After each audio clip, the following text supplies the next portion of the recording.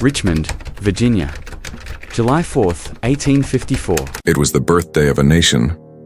Firecrackers cracked in the distance. Church bells rang in tight rhythm with marching drums. The smell of roasted pork and fresh peaches drifted through the morning haze as Richmond's white elite prepared for another day of speeches and celebration. But inside the Bennett estate, behind tall hedges and iron gates, it was a different kind of morning. The house was still, too still. Even the grandfather clock in the hallway seemed to tick more slowly. Steam rose from the white marble bathtub like a veil, soft and fragrant. Lavender oil swirled across the surface, forming patterns that danced briefly, then broke. A hand emerged, Lady Margaret Bennett's, elegant, ringed, trembling. Then came the splash. Then the struggle. Then silence. The water turned wild for a moment, waves slapping against the porcelain sides, droplets flying onto the mosaic floor. Mist crept outward, curling across the bathroom tiles like a ghost with nowhere to go. A porcelain perfume bottle rolled off the ledge and shattered on the floor. Nobody came running. No servant screamed. No master stirred. Only one person was there to see it. Anna. Dark dress clinging to her wet body. Braids hanging low across her cheek. Hands shaking, not from fear, but something deeper, something final. She didn't cry. She didn't scream. She just stood there, staring down into the tub. As the last air bubble rose, popped, and vanished. Outside, a child shouted joyfully in the street, "It's Independence Day!" But imagine being in this house. Imagine hearing the town erupt in patriotic celebration, while just beyond the walls a woman drowns another in a bath scented with lavender and lies. Imagine being her, Anna, owned, betrayed, stripped of her freedom.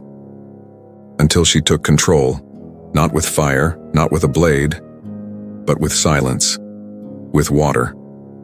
Lady Bennett's pale arm floated briefly, then sank below the foam. Her silk robe clung to her lifeless form, and the pearl hairpin she wore every Sunday lay at the bottom of the tub like an artifact from a ruined temple. Anna's feet were bare, her breathing shallow, her eyes unblinking. From behind the frosted glass window, sunlight pierced through the fog and landed on her face. The same sunlight that warmed the flags waving in the square now illuminated a crime that had no name. No witness, no alarm, just a girl and her dead mistress. This wasn't madness. It wasn't impulse. It had been building, quietly, invisibly, like pressure beneath a sealed lid. What would drive a young enslaved woman to drown her mistress? Not in the heat of rage, but in the calm of dawn. And why this morning, of all mornings, when the entire country was preparing to celebrate freedom? Stay with us. The silence is about to speak. They called it the prettiest house in all of Richmond. White-painted columns rose like marble soldiers. Wisteria vines curled around the balconies.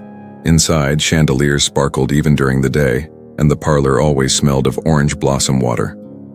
On holidays, the Bennett estate was where senators drank bourbon and clapped along to piano tunes played by enslaved boys with bleeding fingertips. Everything about the place screamed wealth, civility, grace.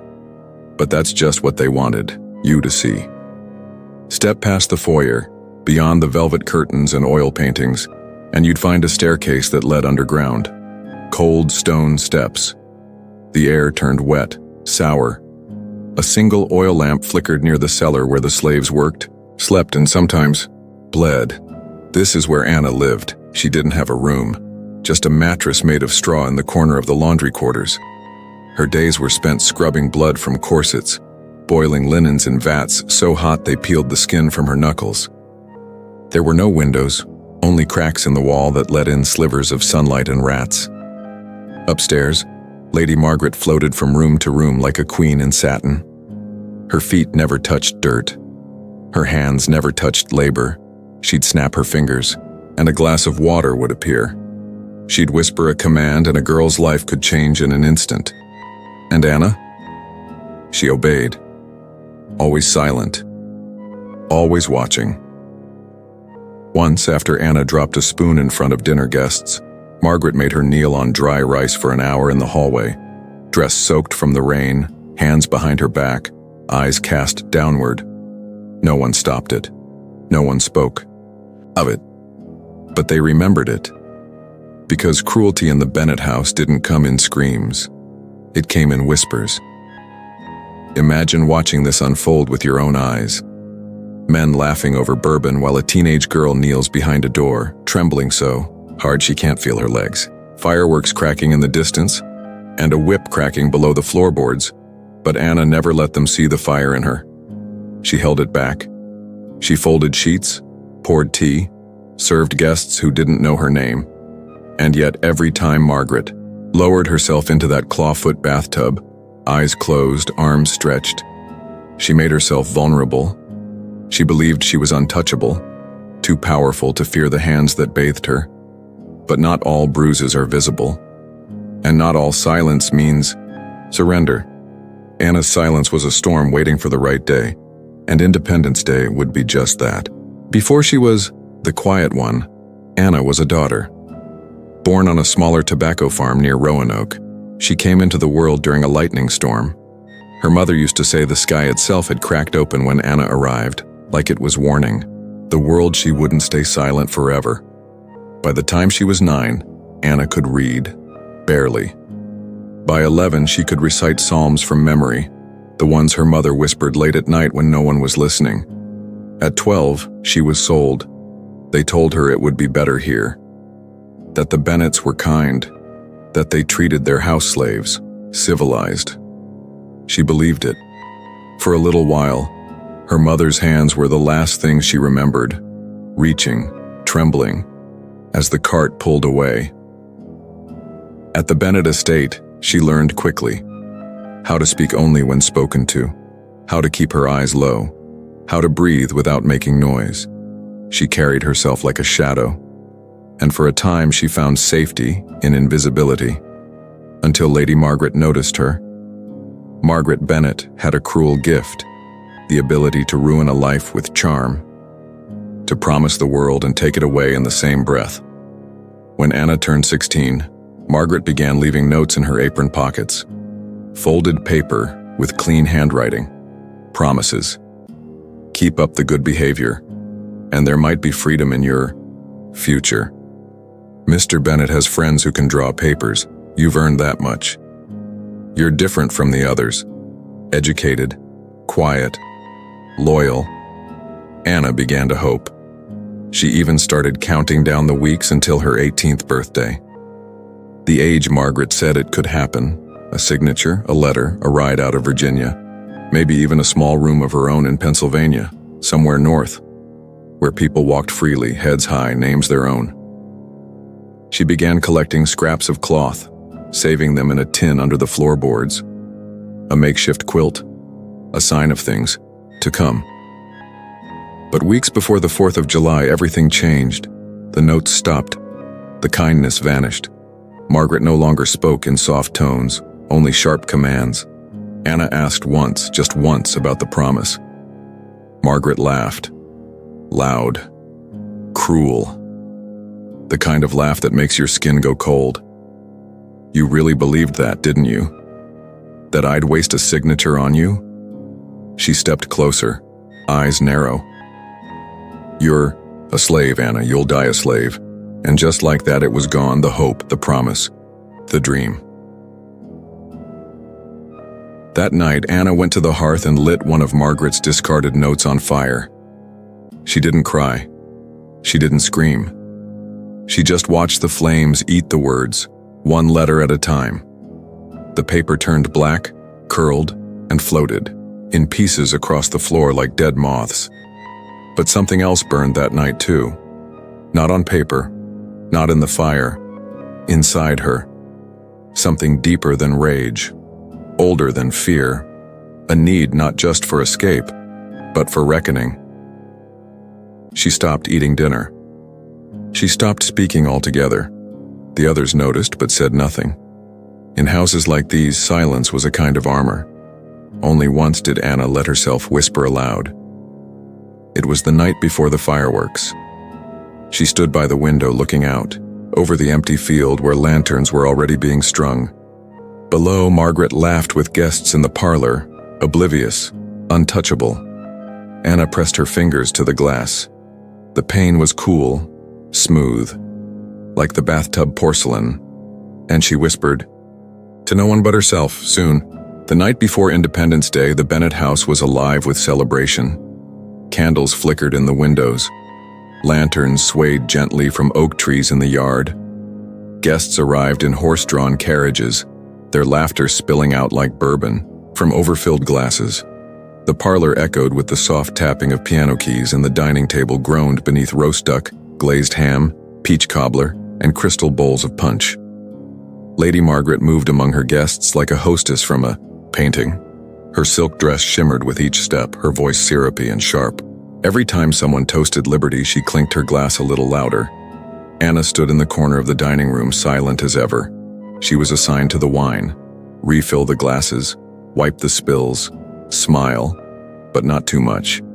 No one noticed. Her hands were trembling. No one asked why her eyes lingered longer than usual on the bathtub visible through the hallway mirror. She already knew what was coming. Earlier that day, she'd cleaned the bathing room herself. She'd laid out the lavender oil, Margaret's favorite, and poured in exactly 6 drops, just like she liked it. She folded a fresh towel, brushed the hair from the edge of the tub, and stared. It would happen there. That much was certain. All that remained was the timing. Downstairs in the kitchen, the younger slaves joked about the next day's parade. One said he'd sneak out to see the fireworks. Another planned to slip a bottle of apple brandy from the pantry. No one spoke of freedom. No one dared. Anna didn't join in. She sat alone near the hearth. She held her tin box in her lap, the one with the quilt scraps. But she wasn't sewing anymore. She was waiting. That night, long after the guest had left and the music had faded, Margaret stood in her doorway in a silk robe and barked orders down the hall. Bath. 6 o'clock sharp. Draw it before I'm awake. Anna nodded, then turned and walked away without a word. That was when the whispering started. In the dark corners of the house, servants exchanged glances. Something was off. Anna had been quiet for years, but this was different. She hadn't eaten in 2 days. Her eyes were wide but unfocused, like she was already somewhere else. One woman asked if she was sick. Another said maybe she was cursed. But no one said what they were really thinking. Anna was planning something. She spent that night in the laundry room, not sleeping, just sitting by the cold iron tub where she'd washed Margaret's linens for years. Her fingers traced the edge of the basin. Her breathing stayed low, steady, like the calm before a storm. She thought of her mother's hands, of the paper that had burned, of the lies, the rice on the floor, the dry slap across her face, the locket she lost the day she arrived, the empty promises folded into her apron, and then she thought of water. Water that healed, water that drowned, water that cleansed, water that took. She whispered again, barely moving her lips. Soon, what would you have done if you'd been born into a world where your name was spoken only in anger, where your dreams were scraps stuffed in a tin under the bed? Would you have run, or would you have stayed? To make sure the woman who held your chains met the silence she forced on you. The house creaked as the wind shifted. Outside, the sky turned, a deep shade of violet. In the distance, someone lit the first sparkler of the holiday. A small crackle, a soft hiss. Anna didn't flinch. She stood, walked upstairs, and waited by the bathroom door. Hands folded, heart steady, eyes fixed on the hallway clock. Damn, the house was asleep. 59. The sun broke over the windowsill, casting gold onto the white porcelain. Anna opened the tap. The water was already steaming by the time Margaret arrived. She shuffled in without a glance, her robe dragging across the floor like a serpent's tail. The bathroom filled with the familiar scent of lavender. 6 drops, perfectly measured. Just the way she liked it. Don't stand there like a ghost, she muttered. Add more hot water, the fourth always stiffens my joints. Anna obeyed, silent, calm. The fire beneath the copper tank crackled gently. Mist climbed the windows. Light from the rising sun poured across the marble tiles, but everything inside the room felt gray, still, heavy. Margaret stepped into the tub with a sigh that sounded almost human. She sank slowly, the water curling around her like a silk shawl. Her eyes closed, her head tilted back. Anna stood behind her, hands folded at her waist. For a moment, nothing moved, not even the steam. Then Margaret spoke again. "I'll need you to iron my blue dress, the one with the lace collar. I'm hosting the judge and his wife this evening." Anna didn't answer. Margaret opened one eye. "Did you hear me?" Still no response. She turned, water sloshing. "Girl?" Anna stepped forward. Her hands were bare, wet from the steam. Her eyes, no longer lowered, were locked on Margaret's face, unblinking. And before Margaret could form another word, Anna plunged her hands down, hard, final, one on the chest, one on the shoulder. A splash echoed through the chamber. Margaret's body writhed violently. Her arms flailed, sending ripples across the tub. Nails scratched against porcelain. Her mouth opened, closed, opened again, foam rising to her lips. But Anna held firm, knees bent, shoulders forward. Her breath came fast but not panicked, focused, measured. Margaret's robe floated upward like seaweed. Her legs kicked once, twice, then slowed. The perfume bottles on the shelf trembled from the movement. One fell, shattered. The smell of jasmine joined the lavender. Outside, a firework cracked. Anna didn't blink. She pressed harder. It didn't take long. A minute, maybe two, for the motions to stop, for the thrashing to fade, for the silence to return. When it did, it was thicker than before. The tub water was cloudy now. The lavender had mixed with something else, something darker. Margaret's hand hung over the edge. A thin trickle of blood ran down her fingernail, but it wasn't from violence. It was from resistance, from a life that tried to take and take and take, and now had nothing left to hold on to. Anna stepped back. She was drenched, her arms trembling, her jaw clenched so tight it hurt. She didn't cry, she didn't run, she just breathed. The body floated, eyes half open, the once perfect hair now tangled and lifeless.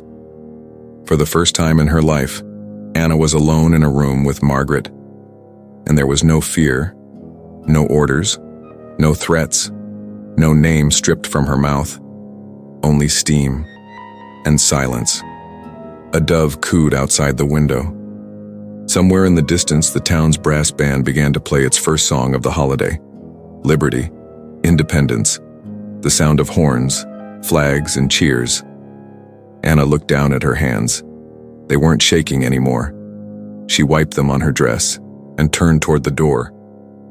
Imagine being there, smelling the lavender, hearing the water drip from her sleeves, seeing the body of a woman who thought herself untouchable, now just another shape beneath the surface. Would you have screamed, or would you have done what Anna did, walked away, not as a criminal, not even as a rebel, but as something new? They found Lady Margaret just after sunrise. The scullery maid pushed open the bathroom door and froze. A porcelain comb lay broken on the tiles. The bathwater had long gone cold. Margaret's face stared up from beneath the surface, her hair floating around her like a halo gone wrong. She didn't scream. She didn't move. She simply turned and ran. Within minutes, the estate erupted. Servants rushed up and down the halls. A carriage was sent for the physician. Mr. Bennet was away on business, but his brother, a magistrate, arrived by noon. He stood by the tub silent, then ordered the body wrapped and carried to the drawing room. No questions, no scandal, not today. It was Independence Day after all. The story they told the town was simple. A tragic fainting spell. Perhaps the heat, or the steam, or her weak constitution. The doctor signed the paper without protest. No autopsy, no mention of bruises on her shoulders. No one dared speak of anything more. But within the house, the silence told another story. Anna was gone, vanished. No footsteps, no trace. Her bedding remained untouched. Her apron hung neatly on the hook. The only thing missing was her, and a single quilt square, the one with the blue thread and the initials AB. The cook swore she saw Anna walking toward the tree line at dawn, barefoot with nothing but a cloth bundle under her arm. Others claimed she never left at all, that she still walked the halls at night, silent as always, watching.